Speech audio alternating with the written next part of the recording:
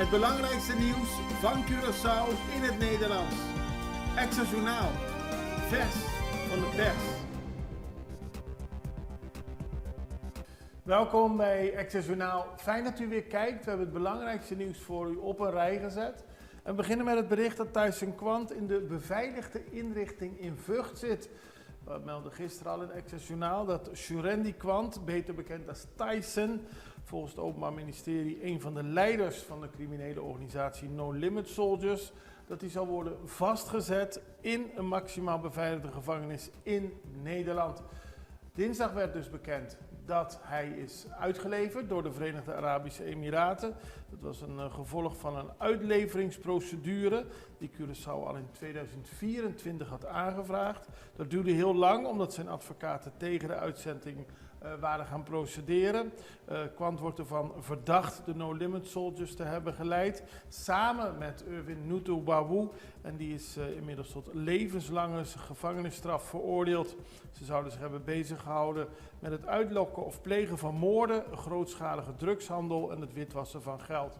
Hij is dus uitgeleverd aan Curaçao, maar voorlopig blijft hij in Vught. In deze maximaal beveiligde gevangenis zit hij volgens justitie het veiligst. Het gaat om een EBI en dat is een extra beveiligde inrichting. 21-jarige man doodgeschoten, dat gebeurde gisteren. Toen kreeg de politie een melding dat bij de Kaya Nubia een man was doodgeschoten. Het blijkt achteraf te gaan om de 21-jarige Raiven Rafaela, geboren op Curaçao in augustus 2004. De politie kreeg een melding van een man die in de bosjes lag. Toen ze daar aankwamen troffen ze het slachtoffer aan op zijn rug. Hij bleek neergeschoten, 2 schotwonden in zijn hoofd en 1 in zijn arm. De politie en het Openbaar Ministerie weten nog niet wat het motief achter de schietpartij is en onderzoeken de zaak. Volgens het OM zijn er grenzen aan zelfverdediging. Dat is niet nieuw, maar wel relevant. Al dus het Openbaar Ministerie, die dat gisteren nog maar eens heeft benadrukt. Burgers mogen hun eigendom beschermen, maar er zijn duidelijke grenzen. Ze reageren op een incident een paar dagen geleden waarbij een boer een man heeft mishandeld en hij verdacht de man van het stelen van een geit van de boer. Het Openbaar Ministerie benadrukt dat gevoelens van boosheid, frustratie en machteloosheid zeker begrijpelijk zijn. Zeker als het om iemands eigendom gaat, maar ook wanneer de politie is ingeschakeld en niet direct ter plaatse kan zijn, blijft het uitgangspunt dat burgers niet zelf het recht in eigen hand mogen nemen. Het verdedigen van eigendom is onder bepaalde omstandigheden toegestaan, maar het gebruikte geweld moet noodzakelijk, redelijk en proportioneel zijn. In dit geval was de vermeende dief flink geslagen door de boer die zijn woede op hem afgekoeld lijkt te hebben. Het Openbaar Ministerie zegt dat is in dit geval een zaak waarbij hij zich ook voor moet vermelden en is mogelijk een strafbaar feit. Rechter neemt op 10 juli een beslissing in de Zakito-zaak. Het is een zaak die op verschillende manieren wordt gevoerd door de bewoners die bezorgd zijn over de bouw in Zakito. Gisteren was er de WOB-zaak in de zaak van de beweging Save Zakito. En de rechter heeft aangegeven dat hij op 10 juli uitspraak zal doen op grond van de Landsverordening Openbaarheid van Bestuur. De beweging, vertegenwoordigd door de heer Edwin Iraskin, heeft verzocht om inzage in bepaalde documenten met betrekking tot de bouw van appartementen in Zakito. De rechter had beide partijen, dus het ministerie van VVRP en deze beweging, opgeroepen om hun standpunten toe te lichten. En er is vooral over de procedures gesproken. De beweging Save Zakito liet weten teleurgesteld te zijn dat tijdens de zitting niet de inhoudelijke bezwaren werden behandeld, maar slechts procedurele kwesties. Ze hebben al in maart 2025 een officiële klacht ingediend over de voortdurende overlast van de bouwwerkzaamheden, waaronder lawaai, stof, zwaar bouwverkeer en alle gevolgen die zich met zich meebrengt voor de gezondheid en de leefomgeving. In deze zaak, de WOB-zaak, doet de rechter op 10 juli uitspraak. Er loopt nog een zaak tegen het ministerie van Verkeer, Vervoer en Ruimtelijke Planning. 240 uur taakstraf voor dodelijk ongeval, dat heeft de rechter gisteren opgelegd. Het gaat om een 21-jarige verdachte. Die heeft vorig jaar een persoon doodgereden. Het ging om mevrouw Erquia Isaias Lopez. En dat gebeurde op de Frater Radulfusweg en de kruising met de Nelweg. Volgens het vonnis hield de verdachte geen rekening met het rode verkeerslicht en reed hij met hoge snelheid door omdat hij haast had. Hij zelf zegt dat zijn remmen niet functioneerden en dat hij waarschijnlijk minder hard reed dan volgens het politierapport. Maar daar werd aangegeven dat hij ongeveer 90 km per uur reed. De man zegt te hebben getoeterd toen hij de vrouw voor zich zag verschijnen, maar is doorgereden nadat hij haar geraakt heeft. Het Openbaar Ministerie gelooft niet in zijn verhaal dat de remmen niet werkten. Dat is ook gecontroleerd. En die hebben aangegeven dat hij een taakstraf van 240 uur moet vervolgen. En dat hij een jaar niet mag rijden. De rechter is daarin meegegaan. Eis van 6 jaar bij rol mensensmokkel. Een moeilijke zaak in de zin dat het moeilijk te bewijzen was voor het Openbaar Ministerie. Maar alles lijkt erop te wijzen dat de 39-jarige Javier P. niet alleen van drugshandel en het bezit van marihuana wordt beschuldigd, maar ook van medeplichtigheid aan mensensmokkel die op 4 maart 2025 plaatsvond. Bij deze tragedie kwamen 14 mensen om het leven. De man heeft zelf eerder ontkend dat hij een belangrijke rol in deze zaak speelde. En eerder zijn er al meer mensen veroordeeld voor deze zaak. Maar deze Javier P. die zegt eerst dat hij alleen maar heeft proberen te helpen. Uiteindelijk heeft hij wel toegegeven een rol in deze drama te hebben gespeeld. En volgens het Openbaar Ministerie moet hij dan ook 6 jaar de gevangenis in. De rechter moet nog uitspraak doen. Kampvuur leidt tot brand. Een beetje een opmerkelijke ontwikkeling. Gisteren bij de Stakamahachi-weg, er moest de brandweer komen nadat er brand was gemeld. Bij aankomst stelde de politie, die was eerder ter plaatse dan de brandweer, dat op dit adres een drugsverslaafde woont en dat hij een kampvuur had aangestoken in zijn slaapkamer. Daarna breidde het vuur zich uit en een deel van de slaapkamer kwam daadwerkelijk in brand. Hij kon zelf met een paar emmers water het vuur blussen, maar de brandweer was ter plaatse en heeft alles nog gecontroleerd. Het is dus meegevallen, maar nogmaals, de politie waarschuwt dat mensen zich ver van dergelijke activiteiten moeten houden.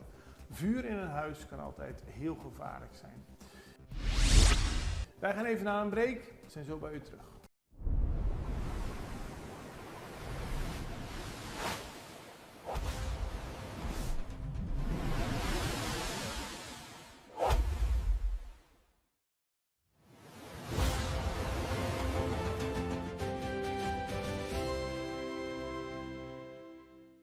Extra in Nederland. Van Amsterdam tot Arnhem, van Groningen tot Maastricht, Extra is erbij. Volg Extra Digitaal en blijf op de hoogte van de belangrijkste ontwikkelingen in Nederland. Extra Digitaal is te zien op verschillende platforms en kanalen zoals WhatsApp, YouTube, Facebook, Instagram en ook TikTok.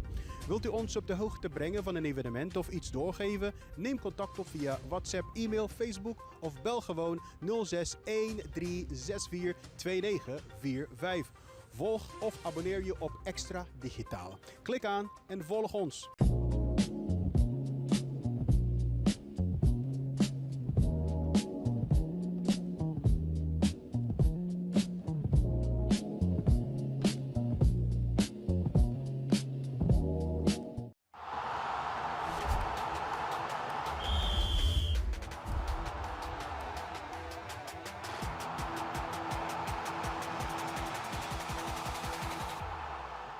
We beginnen op Saba, want daar heeft de werkgroep Koloniale Collecties haar eerste bijeenkomst gehouden.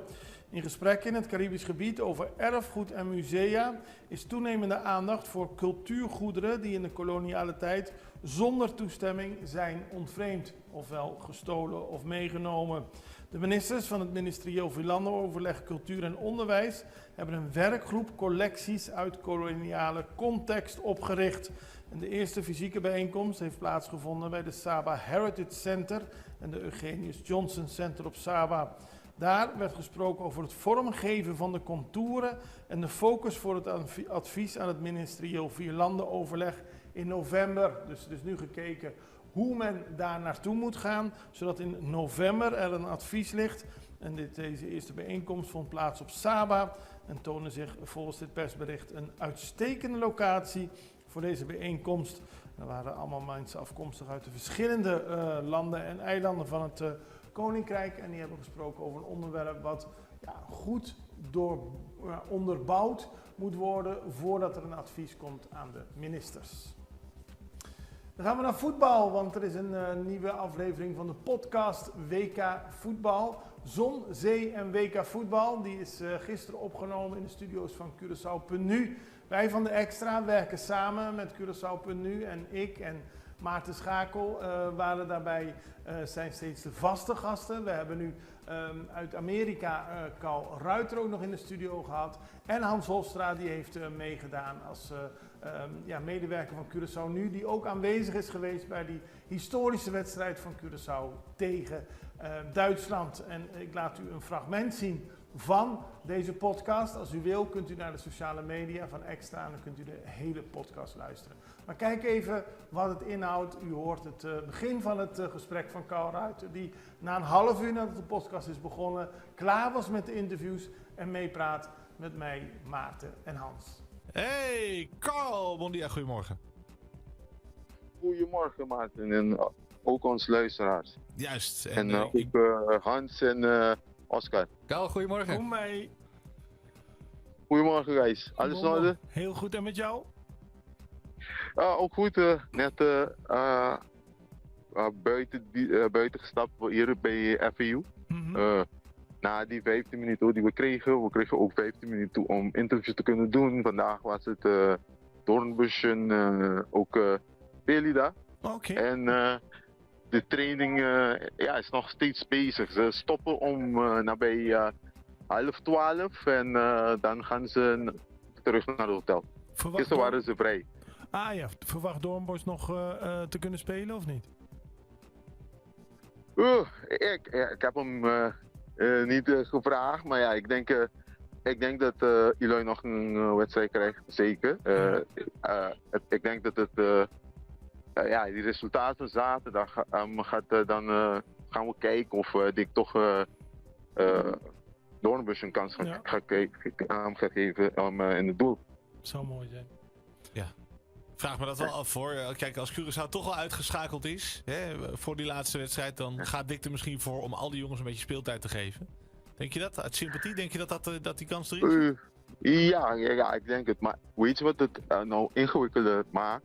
Is de feit dat nu drie landen door kunnen gaan in een groep. De mogelijkheid bestaat. Dus bijvoorbeeld, ik zeg maar wat, we gaan een gelijkspel tegen Ecuador. Dat betekent eigenlijk dat we in de wedstrijd tegen Ivoorkust dan toch kans hebben om door te kunnen stromen naar de volgende ronde. Nee, dan moet je gewoon met je sterkste 11 beginnen, toch? Ja, dat maakt het eigenlijk ingewikkelder voor de andere jongens. Maar ik denk dat velen van hun kans kunnen krijgen. Ja, de keepers wordt moeilijk, maar ja, de andere, wel, denk ik. Ja.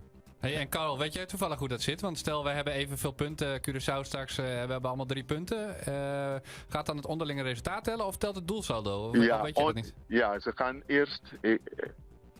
die volgorde herinner ik niet, maar head-to-head. Onderlinge resultaten, doelsaldo en daarna gaan ze naar fair play. Daarom staat Gele eigenlijk kaarten, Nederland beneden Japan. Want ze hebben meer gele kaarten gekregen. Japan kreeg geen 1 en Nederland denk ik 3. Ja. En na die fair play gaan ze naar de FIFA-ranking. En dat gaat, voor ons zit dat helemaal dwars, want we zitten als 82ste en iedereen in onze groep zit tussen de top 30, zoiets. Ja. Ik vind juist dat je moet kijken naar wie lager op de FIFA-ranking staat. Die moet eerder doorgaan, want het is des te knapper dat je dan nog gelijke punten staat. Ja, toch? dan geef je... maar je weet hoe het allemaal zit. De grote krijgen altijd die kans, die voorrang, zou ik zeggen. En dan heeft de selectie in Amerika opnieuw getraind. Dat gebeurde weer in het FAU-stadion. En het was een zware training, zo schrijft Kalm Extra vandaag, vanwege de hoge temperaturen. Maar tot nu toe verkeren alle spelers in goede fysieke conditie en zijn er geen blessureproblemen. Donderdag, vrijdag en zaterdag zal de selectie van Curaçao opnieuw trainen. Nee, ik zeg het verkeerd. Er wordt nu getraind en vrijdag getraind, maar zaterdag is natuurlijk die belangrijke wedstrijd tegen Ecuador in Kansas City. En daar hopen we allemaal natuurlijk op een uitstekend resultaat. Dan gaan we nog naar internationaal nieuws, want de leider van een criminele bende is doodgeschoten op de luchthaven van Ecuador in Quito. De leider van een criminele bende die genoemd wordt naar de bende Las Aguilas is Carlos Suastegui en hij is doodgeschoten. De moord vond plaats een dag nadat president Daniel Noboa de noodtoestand had uitgeroepen vanwege de aanhoudende toename van geweld in 10 van de 24 provincies. Er zijn 2 jonge mannen opgepakt, 15 en 16 jaar. En zij worden ervan verdacht de moord op de luchthaven te hebben gepleegd. Ze hebben de wapens weggegooid. Buiten de luchthaven kwamen passagiers natuurlijk in paniek bijeen en zochten wat de gevolgen waren voor hun vluchten. En het is opnieuw een moord in Ecuador, dat momenteel wordt beschouwd als een van de gevaarlijkste landen van Latijns-Amerika. 2025 werd afgesloten met een record aantal moorden. Meer dan 50 moorden per 100.000 inwoners. We houden het nieuws voor u in de gaten en dat blijven we doen. Morgen zijn we er weer. Ik hoop u ook. Allerbeste. Tot ziens.